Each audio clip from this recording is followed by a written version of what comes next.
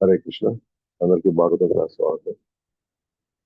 ఓం నమో భగవతే వాసుదేవాయ. ఓం నమో భగవతే వాసుదేవాయ. ఓం నమో భగవతే వాసుదేవాయ.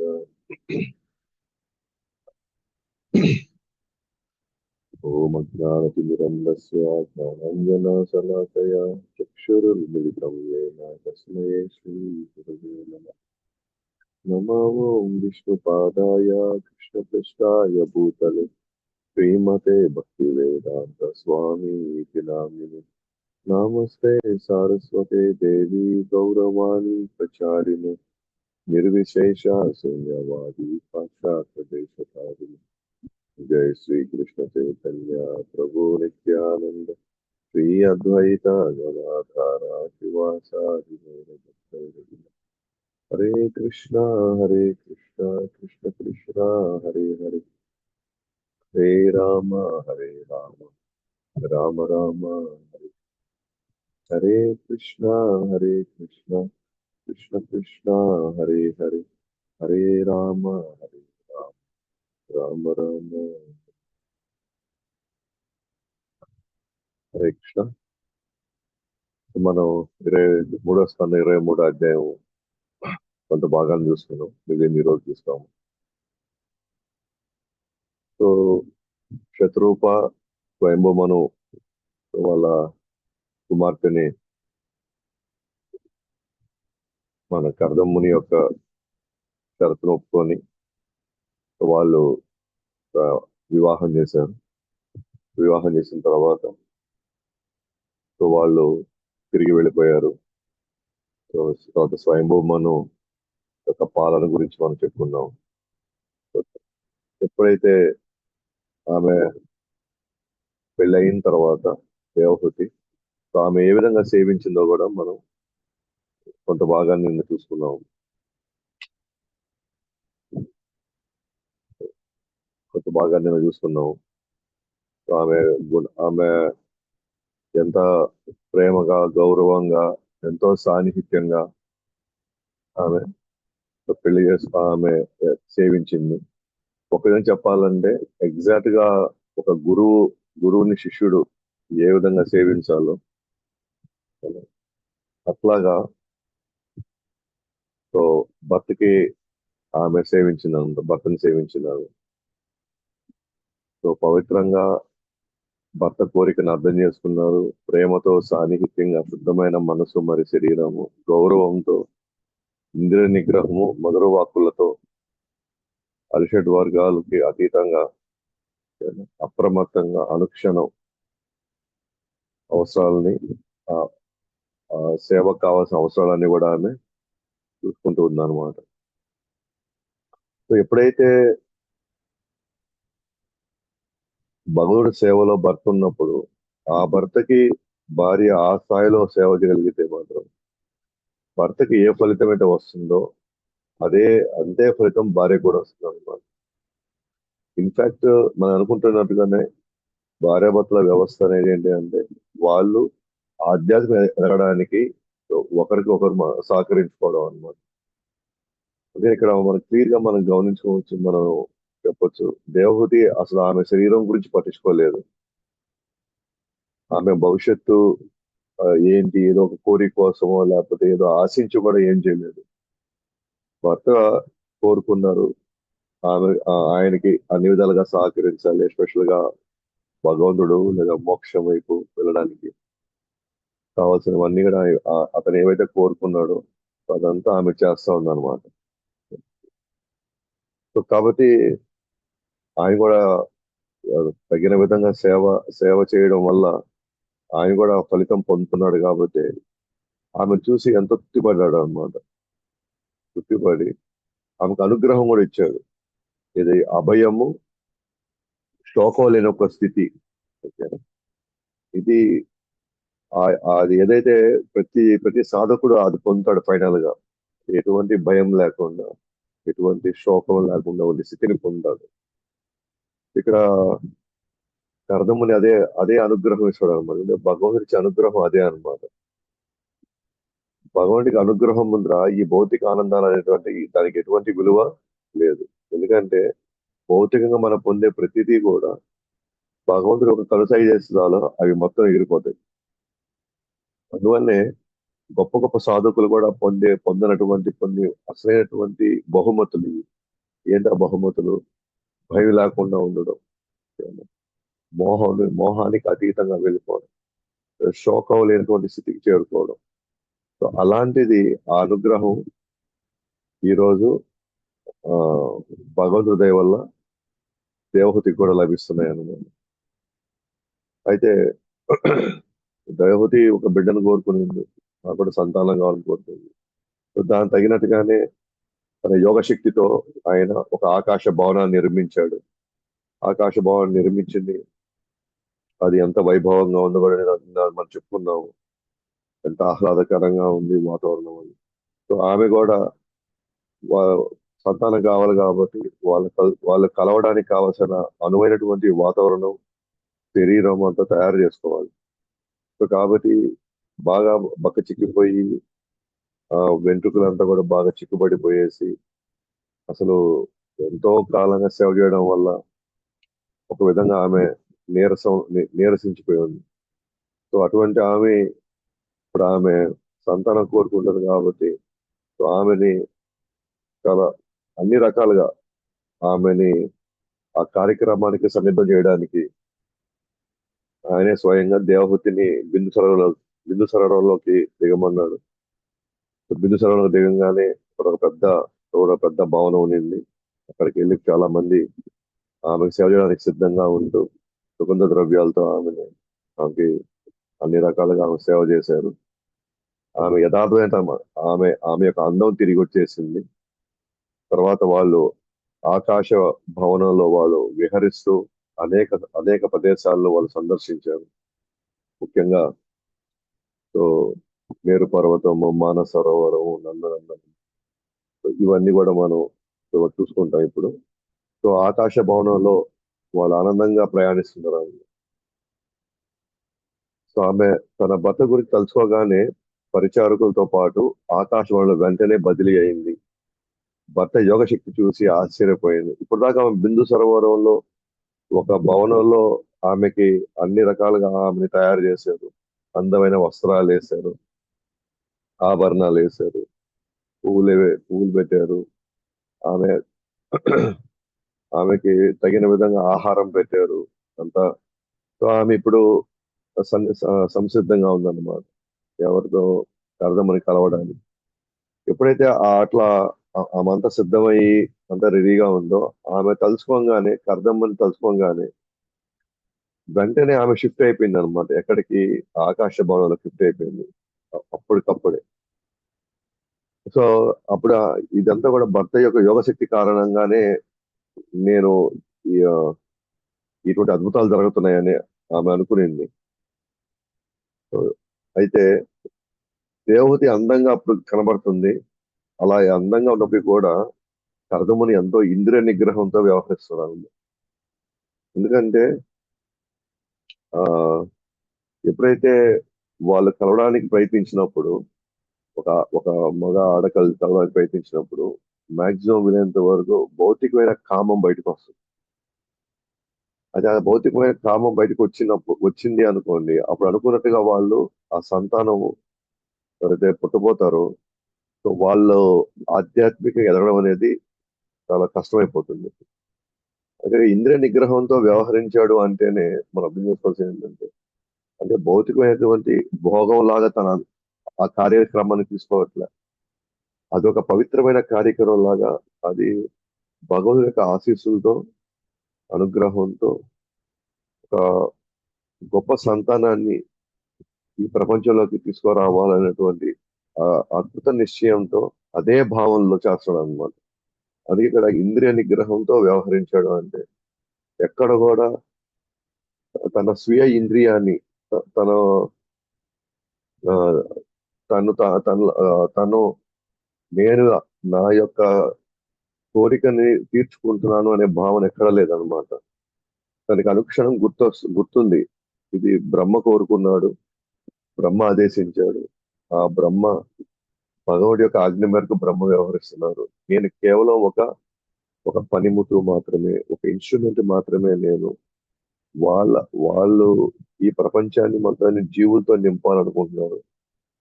కాబట్టి నేను ఆ సేవలో భాగంగా నేను దీన్ని చేస్తున్నాను తప్ప తనకి ఎప్పుడు కూడా తన యొక్క శారీరక అవసరం కోసం తాను ఎప్పుడు చేయట్లేదు అనమాట ఇది.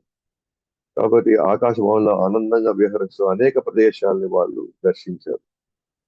మేరు పర్వతం, మానసరోవరం, నందనందనం, ఇట్లా ఎన్నో మనసుకి ఆహ్లాదించపరిచేటి ఎంతో సుందరమైనటువంటి ప్రదేశాలు అనమాట ఇవి. కాబట్టి ఆ భవనం కూడా కర్దమ ఆజ్ఞానుసారం ఆ భవనం నడుచుకుంటూ ఉంది. అంటే ఎక్కడెక్కడ పోవాలనుకున్నప్పుడల్లా సరే కర్దమ ఏ డైరెక్షన్ ఇస్తే, ఏం ఆలోచిస్తే, మనసులో ఏది వస్తే భవనం అట్లా వెళ్తుంది అనమాట. కాబట్టి ఆకాశ భవనం పూర్తి కంట్రోల్లో, కర్దమ కంట్రోల్లో ఉంది. అంటే వాళ్ళు ఎక్కడ వెళ్ళాలనుకున్నా, ఏది చూడాలనుకున్నా సరే తన మనసులో అనుకుంటే ఆ భవనం అక్కడ తీసుకెళ్తుంది అనమాట. కాబట్టి భగవంతుడి ఆశ్రయం తీసుకున్న వారికి ఏదైనా సాధించడానికి ఏం కష్టం అవుతుంది. ఇప్పుడు ఇది ఒక ఆకాశ భవనం అనేది పూర్తిగా తన కంట్రోల్లోకి వచ్చేసింది. తను ఏది అనుకుంటే, తను ఏది చేయాలనుకుంటే తను చేయగలుగుతున్నాడు. అలాంటి శక్తి ఎలా వచ్చింది? ఇప్పుడు మనము ఏది అనుకుంటే చేయలేకపోతున్నాం. మనం ఒకటి అనుకుంటే మనసు మనల్ని ఇంకో విధంగా తీసుకెళ్తా ఉంది. కానీ ఇక్కడ అట్లా కాదు. ఆ మనసుని పూర్తి తన కంట్రోల్‌లోకి తీసుకొచ్చాడు. అది నిజంగా చాలా కష్టమైంది. లక్షల కోట్లు సంపాదించడం పెద్ద కష్టమేం కాదు. పేరు ప్రఖ్యాతులు సంపాదించడం పెద్ద కష్టమేం కాదు. కానీ మనసుని పూర్తి స్థాయిలో కంట్రోల్ తీసుకోవడం అంత ఈజీ కాదు. అతి కష్టమైనది అదే అన్నమాట. అందుకే అర్జునుడు కూడా కృష్ణుడితో ఏమంటాడు? నేను గాలినైనా ఆపగలను కానీ నా మనసుని కంట్రోల్ తీసుకురాలేను అని. అంటే అతి కష్టమైంది అనమాట అది. అసాధ్యమైతే కాదు, చాలా కష్టమైంది. కానీ ఎవరైతే భగవంతుడి ఆశ్రయం తీసుకుంటారో వాళ్ళకి ఇక్కడ ఎటువంటి కష్టం ఉండదు. ఎటువంటిదైనా సరే వాళ్ళు సాధించగలుగుతారు. ఇట్లా అద్భుతాలన్నింటినీ సాధించిన తర్వాత కర్దమ దేవహూతి ఆశ్రమానికి తిరిగి వచ్చారు. ఇలా మొత్తం విహరించేశారు. ఆకాశ భవనంలో అంతా తిరిగేశారు. ఇప్పుడు వాళ్ళు దిగి వాళ్ళ ఆశ్రమానికి వచ్చేసారు. ఇప్పుడు కర్దమ దేవహూతి వాళ్ళు వాళ్ళ కలయిక గురించి ఇప్పుడు వివరిస్తారు అన్నమాట. ఇప్పుడు కర్దమ ఏం చేశాడంటే కర్దమ ఒకేసారి 9 వ్యక్తులుగా ఆయన విస్తరించాడు అన్నమాట. ఒక వ్యక్తే 9 ఒకేసారి 9 వ్యక్తులుగా విస్తరిస్తాడు అన్నమాట. ఇవన్నీ కూడా సిద్ధులు అన్నమాట, యోగ శక్తులు ఇవన్నీ కూడా. ఇది ఒక స్థాయిలో సాధన చేసిన వాళ్ళకి ఇలాంటి శక్తులు రావడం అనేది సహజం. ఇది ఇప్పుడు ఒక జీవుడు అల్టిమేట్ గా తొమ్మిది వరకు రిషికి అవుతారన్నమాట. 9 మందిగా అతను విస్తరించగలుగుతాడు ఏకకాలంలో. అంటే ఒకే కాలంలో వాళ్ళు 9 దగ్గర ఉండగలుగుతారు. అది జీవుడికి ఉన్నటువంటి అపరిమితమైనటువంటి శక్తి అనమాట. అది అంతవరకే. కానీ భగవంతుడు ఎన్ని రకాలుగానే విస్తరించగలుగుతాడు. దానికి లిమిట్ ఏం లేదు. కానీ జీవుడికి లిమిట్ ఉంది. సో మాక్సిమం 9 మందిగా విస్తరించగలరు.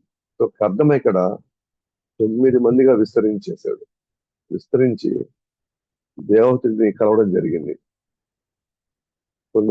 కొన్ని సంవత్సరాలు వాళ్ళు వాళ్ళ కలయిక జరిగింది అనమాట. కానీ అదంతా ఒక క్షణంలో గడిచిపోయింది. ఒక క్షణంలో గడిచిపోయింది అనమాట. అంత కాలం కూడా ఒక క్షణంలో గడిచిపోయింది. అదే రోజు 9 మంది అందమైన అమ్మాయిలు జన్మించారు. సో ఈయన 9 మందిగా విస్తరించాడు.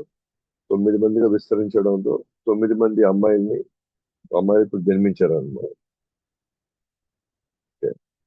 అదే విధంగా కాబట్టి ఇప్పుడు చెప్పిన విధంగా సంతానం ప్రసాదించిన తర్వాత భక్తుల సేవకు కర్దమ బయలుదేరడానికి సిద్ధమయ్యాడు. ఎందుకు ఇంద్రియ నిగ్రహంతో తాను కలిశాడు అనే దానికి ఇది ఒక సాక్ష్యం అన్నమాట. ఎప్పుడైతే 9 మందికి జన్మనిచ్చాడో వెంటనే తన ఫస్ట్ చెప్పాడు కదా, ఒక షరతు పెట్టాడు కదా, నేను సంతానం కనంగానే నేను ఇక్కడి నుంచి వెళ్ళిపోతానని చెప్పాడు కాబట్టి అదేవిధంగా ఇప్పుడు సంతానాన్ని కన్నాడు కాబట్టి ఆయన అక్కడికక్కడి నుంచి వెళ్ళిపోవడానికి సిద్ధమైపోయాడు. సో షరతు పెట్టాడు. ఆ శ్రద్ధకు తగినట్టుగా తన ఇంద్రియాలు పూర్తి కంట్రోల్లో ఉన్నాడు. కాబట్టి ఆ కార్యం జరిగింది. తాను వెళ్ళిపోతున్నాడు. అయితే దేవహూతి మాత్రం ఉండిపోమని కర్దమని వేడుకున్నది. జనరల్ గా ఎవరైనా సరే సంతానం అయిపోయిన తర్వాత కలిగిన తర్వాత ఇప్పుడు ఆమెకి ఇంకా చాలా అవసరం ఉంది. పైగా ఇప్పుడు ఆమెమి వాళ్ళ తల్లిదండ్రులకి దగ్గర లేదు ఆమె. లేదా ఈమెమో అక్కడికి పోవట్లేదు. ఆమె ఆశ్రమం దగ్గర ఉంది. కాబట్టి ఇప్పుడు ఆమె సంతానాన్ని ఇప్పుడు ఆమె పెంచాలి. ఇప్పుడు తోడు కావాలి. కానీ కర్దమ షరతు పెట్టిన ప్రకారంగా ఆ రోజు వాళ్ళు ఒప్పుకున్నారు కాబట్టి తాను వెళ్ళడానికి తాను సిద్ధమవుతున్నాడు. అది ఇక్కడ చూస్తాము. కర్దమ బయలుదేరడం చూసి దేవహూతికి చా- చాలా గుండెకాతో గురై ఈ విధంగా పలికింది. ఎవరైనా సరే ఉన్న పలంగా వెళ్ళిపోతాము అని అంటే మనసు సిద్ధంగా లేనప్పుడు ఖచ్చితంగా వాళ్ళ గుండె పగిలిపోయేంత పని అవుతుంది. గుండె కోతకు గురైంది ఆమె. ఎస్, ఖచ్చితంగా నువ్వు నీ మాట నిలబెట్టుకున్నావు. ఏదది? సంతానం ఇస్తాను అని. సంతానం ఇచ్చావు. కానీ ఒక్క విషయం నాకు ఒక్కటి మాత్రం ఇంకా నాకు ఇంకా నువ్వు ఆ, నువ్వు మాట ఇచ్చింది ఇంకా నాకు నిలబెట్టుకోలేదు. ఇంకా ఒక్క విషయం నువ్వు ఇంకా ఇంకా కొరత ఉంది. అది ఇంకా నువ్వు నన్ను తీర్చలేదు. ఏంటది? నాకు అభయం కూడా ఇస్తానన్నావు. నాకు ఆ అభయం కూడా ఇస్తాను అంటే నాకు భయం లేనటువంటి స్థితిని ఇస్తా అన్నావు. కానీ నాకు ఇంకా భయం ఉంది ఇప్పుడు. ఎందుకు భయం ఉంది? నీ కుమార్తెలు వారి వారి భర్తలతో వెళ్ళిపోతారు తర్వాత. ఇప్పుడు పెద్దవాళ్ళు ఇప్పుడు పెద్దవాళ్ళు అవుతారు. పెద్దవాళ్ళు అయిన తర్వాత పెళ్లి చేయాలి. పెళ్లి అయిన తర్వాత వాళ్ళు వెళ్ళిపోతారు. అప్పుడు నా పరిస్థితి ఏంటి? నాకు అభయం ఇస్తా అన్నావు. కానీ నాకు ఇక్కడ అభయమే కలగట్లేదు. నాకు ఇంకా భయమే ఉంది. ఇంకా వీళ్ళు వెళ్ళిపోతే అప్పుడు నేను ఒంటరిగానే అయిపోతాను. నాకు నువ్వు ఏ విధంగా నాకు అభయాన్ని ఇచ్చినట్టు అని ఆమె ఒక విధంగా వేడుకుంటుంది లేదా ప్రశ్నిస్తా ఉంది ఆయన్ని. ఎందుకంటే ఆయన చెప్పే కదా, అభయము ప్లస్ శోకం లేని స్థితిని ఇస్తా అన్నాడు. కానీ ఇప్పుడు ఆమె శోకంలో ఉన్నారు. ఇప్పుడు భయంగా ఉంది.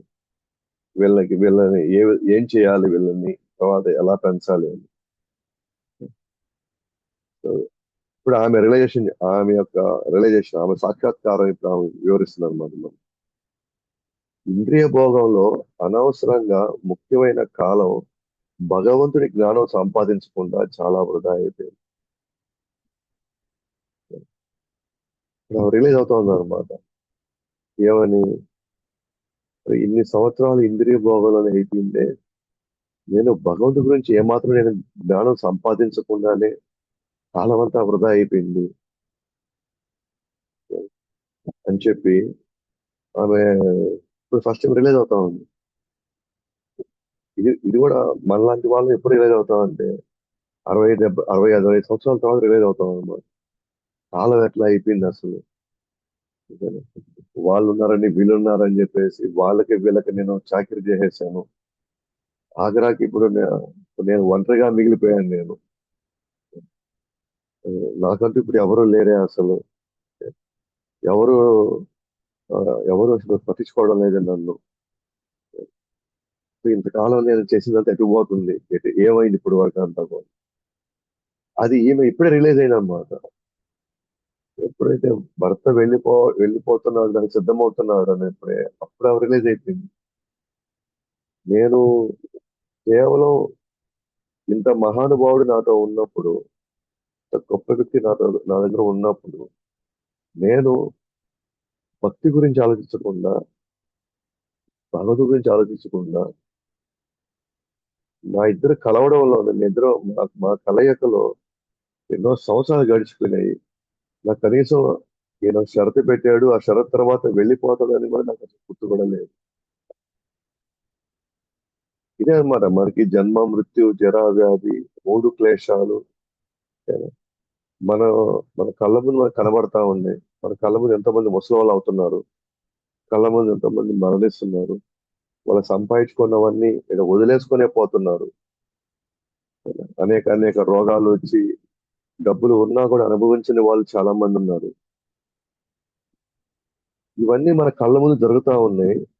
కానీ మన సొంత ఇంద్రియ భోగంలో మనము కాలం అంతా జరిగిపోతా ఉందన్నమాట. కాలం అంతా క్షణంలో అయిపోతుంది అంతా కూడా. ఇలా బాధపడుతుంది. ఇప్పుడు దాని గురించి ఆమె ఆలోచిస్తుంది అనమాట. దేవహూతి అనవసరం ముఖ్యమైన కాలం అంతా పోయిందే. ముఖ్యమైన కాలం అంటే ఏంది? నాకు శక్తి ఉన్నప్పుడు నేను ఎంతో కొంత ఆ, నేను ఆ, నేను చేయగలిగిన బలం నా దగ్గర ఉన్నప్పుడు, ఆ వయసు నాలో ఉన్నప్పుడు నేనేం చేయకుండా కేవలం ఈ ఇంద్రియ భోగంలోనే నా జీవితం అంతా గడిచిపోయిందే. భగవంతుడి గురించి ఏమాత్రం తెలుసుకోలేకపోయాను. మానవ జన్మ యొక్క ఉద్దేశం నేను తెలుసుకోలేకపోయాను. అంతిమంగా నేను చేరవలసిన గమ్యం ఏదో లక్ష్యం అనేది తెలుసుకోలేకపోయానే అని చెప్పేసి ఆమె చాలా చాలా బాధపడుతుంది అనమాట. అదే అన్నాను, మీ గొప్పతనం తెలుసుకోలేక ఇంద్రియ భోగం అనుభవించడం కొరకు మీ సాంగత్యాన్ని దుర్వినియోగం చేశాను. అభయం నాకు ప్రసాదించి తీరాల్సిందే. మీ మీ మీ అందరి గొప్ప వాళ్ళు ఉన్నప్పుడు, మీలాంటి సాధువులు ఉన్నప్పుడు, నేను మీ వద్ద నుంచి యాక్చువల్గా జ్ఞానం పొందాల్సింది నేను. కేవలం ఇంద్రియ భోగంలోనే నా జీవితం అంతా నేను ఇలా గడిపేశాను. నేను మీ సాంగత్యాన్ని నేను దుర్వినియోగం చేశాను. నేను చెప్పాను కదా మీకు స్టార్టింగ్ లో చెప్పాను. గురువు అంటే ఆధ్యాత్మికంగా ఉన్నటువంటి భర్త ఒక విధంగా మనకి గురువుతో సమానం. సో ఆయన ఆయన వద్ద నుంచి మనం ఎంతో నేర్చుకో ఉండొచ్చు. ఎందుకంటే ఆయన భక్తిలో ఉన్నారు, భగవంతుడి సేవలో ఉన్నారు. సో మనం పొంది ఉండొచ్చు. కానీ కేవలం మనం ఈ కేవలం సంసారం గురించి మాత్రమే మనం మాట్లాడుకుంటూ సంసారంలో ఉన్న ఈ ఈ ఈ గందరగోళము, ఈ అసమానతల్లోనే మనం చర్చించుకుంటూ పోయాము. ఒక విధంగా చెప్పాలంటే మనం ఒక గొప్ప అవకాశాన్ని ఒక మనం మనం పోగొట్టుకున్నట్టే. ఆ సాంగత్యాన్ని మనం దుర్వినియోగం చేసుకున్నది. ఇప్పుడు నాకు ఎట్లయినా సరే నాకు అభయం ప్రసాదించాల్సిందే మీరు అని చెప్పి ఆమె వేడుకుంటున్నాను. జరిగిపోయినది జరిగిపోయింది. బట్ నాకైతే మీరు అభయం ఇస్తా అన్నారు. మీరు నాకు అభయం ప్రసాదించి ఆ తర్వాత మీరు ఏమైనా చేసుకోండి. కాబట్టి మీరు అది నాకు ప్రసాదించి తీరాల్సిందే అంటుంది అనమాట. అజ్ఞానంతో భౌతిక వ్యక్తుల సాంగత్యం బంధకానికి దారి తీస్తుంది. కానీ అదే అజ్ఞానంతో భక్తులతో సాంగత్యంగా చేసే ముక్తికి దారి తీస్తుంది. భౌతిక వ్యక్తులతో సాంగత్యం ఎక్కడ తీసుకెళ్తుంది? బంధకానికి దారి తీస్తుంది. అది మీరు తెలిసి చేసినా తెలియక చేసినా. భక్తి వ్యక్తులతో సాంగత్యం అంటేనే మనకు ఖచ్చితంగా మళ్ళీ మన కర్మంలోకి వెళ్తున్నామని అర్థం. అందుకే ఆ ఉపదేశామృతంలో 2వ శ్లోకం కావచ్చు, 2వ బిందువు, 3వ బిందువు, ఒకటి జన సంఘర్ష, 3వ దాంట్లో సంగత్యాగ. సో భౌతిక వ్యక్తుల సాంగత్యానికి దూరం అయిపోవాలి. దూరంగా పెట్టాలి మనం. అదే సమయం కానీ నేను కానీ భక్తులకు కానీ ఇవ్వగలిగితే, భక్తుల సాంగత్యం గడపగలిగితే అదే సమయం నాకు ముక్తికి దారితీస్తా ఉంది. అంటే నేను కర్మల నుంచి బయటకు వస్తున్నాను. కాబట్టి ఆమె యొక్క ఉద్దేశం ఏంటంటే ఇక్కడ నేను ఇంత ఇంత భక్తుల సాంగత్యం నేను గడిపాను తన భర్తతో, అజ్ఞానంతోనే గడిపాను. ఎందుకంటే యాక్చువల్ జ్ఞానం ఉంటే నేను ఆయన దగ్గర నేను భగవంతుడి గురించి నేను తెలిసిపెట్టుకోవాలి. పోనీ అజ్ఞానంతో ఒకవేళ భక్తుల సాంగత్యం చేసినా సరే ఖచ్చితంగా ఈ రోజు కాకపోతే రేపైనా ముక్తికి దారితీస్తుంది. సో ఆమె ఒక విధంగా చెప్పాలంటే ఆమె రియలైజ్ అవుతుంది ఇదంతా కూడా. అంటే పోనీలే, ఒకవేళ నేను అజ్ఞానంలో ఉన్నాను, బట్ నేను ఆయన సాంగత్యంలో ఉన్నాను కాబట్టి ఖచ్చితంగా ఏదో ఒక రోజు ఇది ముక్తికి దారి తీస్తుంది. కానీ అసలు భక్తుల సాంగత్యం అంటే ఏంటో అసలు తెలియని వాళ్ళు ఆ భక్తుల సాంగత్యంలో ఇంకా ఇంకా కర్మలోకి వెళ్తున్నారు. అందుకే మనం కూడా భక్తిని కాపాడుకోవడానికి మన భక్తుల సాంగత్యంలో ఎప్పుడు ఎందుకు ఉండాలి అని అంటే, ఇప్పుడు కాకపోతే ఇంకొకడైనా మనకి ప్రేరణ వస్తుంది. ఒకసారి కాదు ఇంకోసారి మనం రియలైజ్ అవుతాం మనం. ఆ, మనం ఎక్కడ తప్పు చేస్తున్నాము, ఎక్కడ మనం టైం వేస్ట్ చేస్తున్నాము, మన మన డైరెక్షన్ ఎటు పోవాలి, మనకి ఎక్కడో దగ్గర మనకి మనకి కనిపిస్తున్న అవకాశం ఉంది. కానీ మన భక్తుల సాంగత్యం వదిలేసాము అనుకోండి, మనకి అక్కడ మనకి ఆలోచన కూడా రాదు. మనం మనం భక్తి చేసుకోవాలనే ఆలోచన కూడా మనకు రాదన్నమాట. సో మనం నిజంగా ధర్మంగా బతికామనుకోండి, ధర్మంగా చేసామనుకోండి, మనకి వైరాగ్యానికి దారితీస్తుంది. ధర్మంగా మనం బతికామనుకోండి, అల్టిమేట్ గా మనకి వైరాగ్యానికి దారితీస్తుంది. ఎప్పుడైతే మనకు వైరాగ్యానికి దారితీస్తుందో అదే సేవకు కూడా దారితీస్తుంది. కానీ మనం ఇప్పుడున్న పరిస్థితుల్లో అధర్మంగా ఉన్నాం కాబట్టి వైరాగ్యం రాదు. వైరాగ్యం ఉండలేదు కాబట్టి మన సేవకు రాలేము మనం.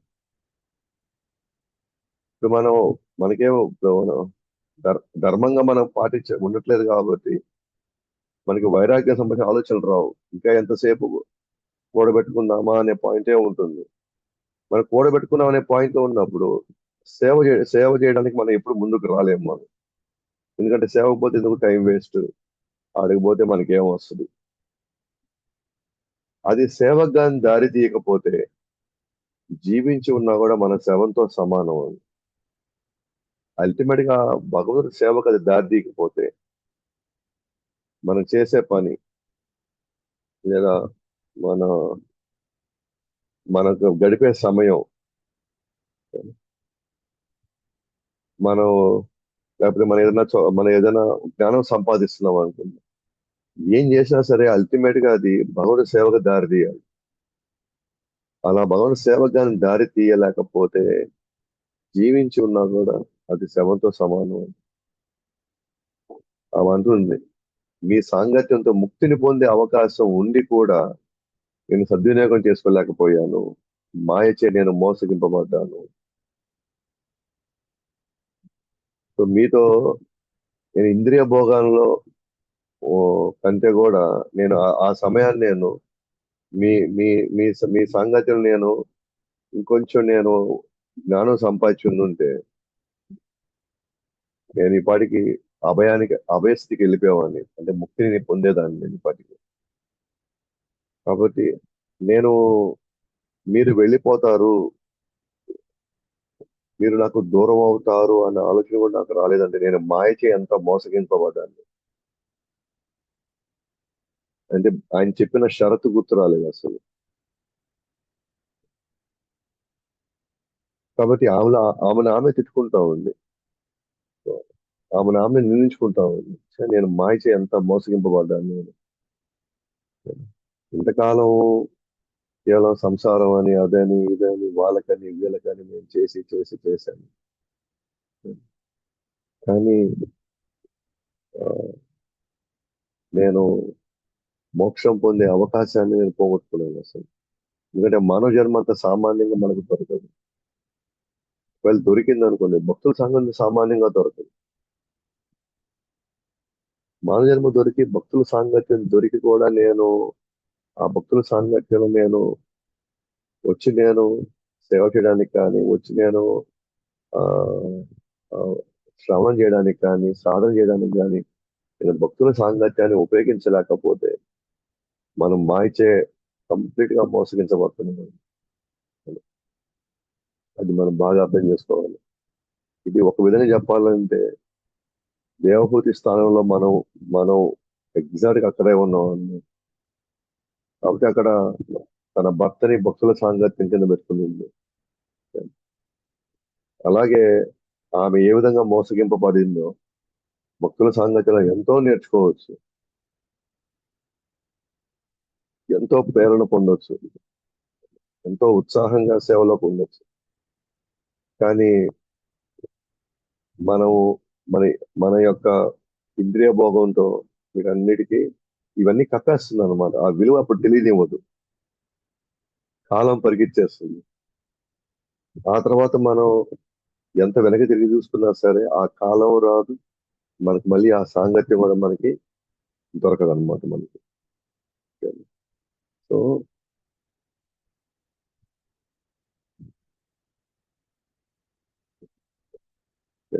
సో ఈ విధంగా ఆ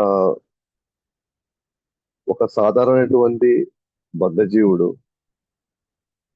తనకి ఎంతో కొంత ఉద్దేశం అర్థమైంది, మానవ జన్మకు ఉద్దేశం అర్థమైంది. అయితే తన దగ్గర ఉన్నటువంటి అవకాశాలు, వచ్చిన అవకాశాలన్నీ తానే తన ఇంద్రియ భోగంలో తాను ఇవన్నీ మర్చిపోయాడు అనమాట. సో ఇవాళ మన పరిస్థితి అదే. మీరు భాగవతం మొత్తం మీరు తీసుకొని చూస్తే భక్తులంతా కూడా ఒక విషయాన్ని కోరుకుంటున్నారు వాళ్ళు. ఏంటది? భక్తుల సాంగత్యమే కోరుకుంటున్నారు. మీరు పరిషత్ మహారాజ్ తీసుకున్నా సరే, పరిషత్ మహారాజ్ ఏం చేస్తున్నాడు? ఒకవేళ మళ్ళీ నేను జన్మెత్తాల్సి వస్తే, ఒకవేళ జన్మెత్తాల్సి వస్తే నాకు నీపై ఆ ప్రేమ, అంటే భగవంతుడిపై ఆ ప్రేమ, ఆ భక్తి అలాగే ఉండాలి. రెండోది భక్తుల సాంగత్యంలోనే ఉండాలి.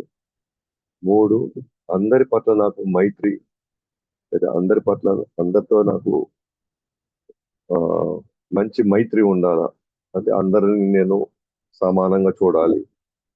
అలాంటి ఒక అవకాశం నాకు ఈ స్వామి అంటున్నాను. సో దేవహూతి అంత బలమైనటువంటి సాధువు, లేదా ఒక గురువు భర్త రూపంలో దొరికాడు. భర్త రూపంలో దొరికినప్పటికీ కూడా ఆమె ఆ, లోపల లోపల ఆమె కుమిలిపోతా ఉంది. ఈ రోజు కాలం గడిచిపోయింది, తాను వెళ్ళిపోవడానికి సిద్ధంగా ఉన్నాడు. నేను ఎందుకు ఆ కాలాన్ని వినియోగించలేకపోయానా? నేను భగవంతుడి దగ్గర అవ్వడానికి, లేదా నా సాధన పెంచుకోవడానికి, లేదా నా స్మరణ పెంచుకోవడానికి నేను ఎందుకు నేను ఇంత వృధా చేశాను నేను? సో ఎగ్జాక్ట్ గా ఆమె అంటుంది, అదే మా అదే అన్నది. మాయచే నేను మోసగించబడ్డాను. సో మనం మొన్న గడబడత కథ చెప్పుకున్నప్పుడు ప్రతి ఒక్కరిలో మంచి గుణాలు ఉంటాయి, చెడు గుణాలు ఉంటాయి, లేదా మంచి లక్షణాలు, చెడు లక్షణాలు ఉంటాయి. చెడు లక్షణాలు మనం గమనిస్తాం. ఓకే, ఇవన్నీ మనకి మనం ఇవి మన మన సాధనని ఇబ్బంది పడతాయి కాబట్టి దాన్ని మార్చుకోవడానికి ప్రయత్నిస్తాం. కానీ మంచి గుణాలు, మనం వాటి మీద మన గమనంగా ఉండాలి. ఉదాహరణకి ఆయనలో ఉన్న ఒక మంచి గుణం ఏంటి? జాలి. ఇప్పుడు మాయ తనకి మంచి గుణాల ద్వారానే తనని మాయలో పెట్టింది. సో తనలో ఉన్న జాలి గుణాన్ని పూర్తిగా అది వినియోగించుకుంది మాయ.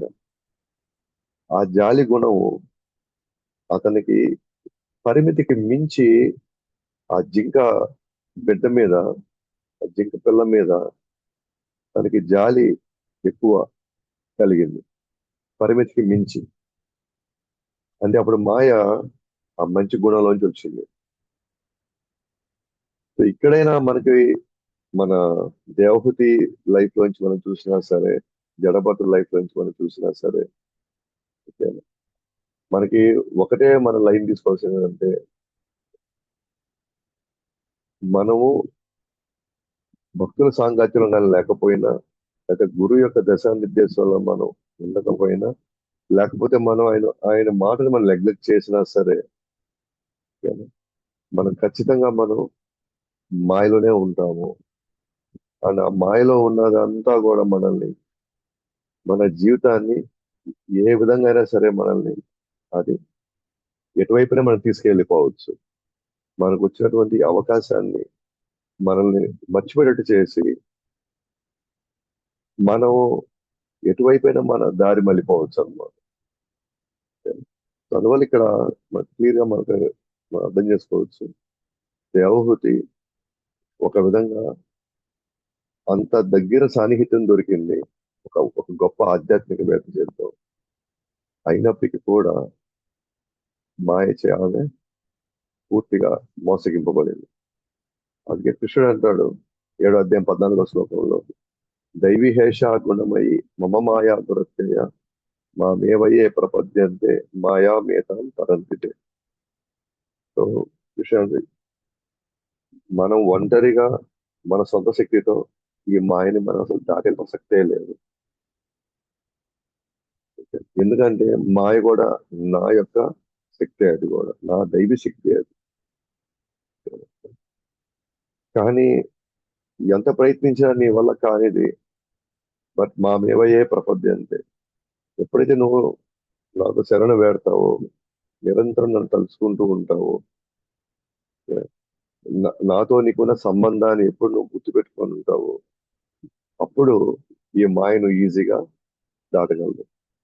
సో మీరు కానీ గమనిస్తే 2వ స్కందంలో కానీ 3వ స్కందంలో కానీ బ్రహ్మ ఒక కోరిక కోరుతాడు. బ్రహ్మ అంటారు,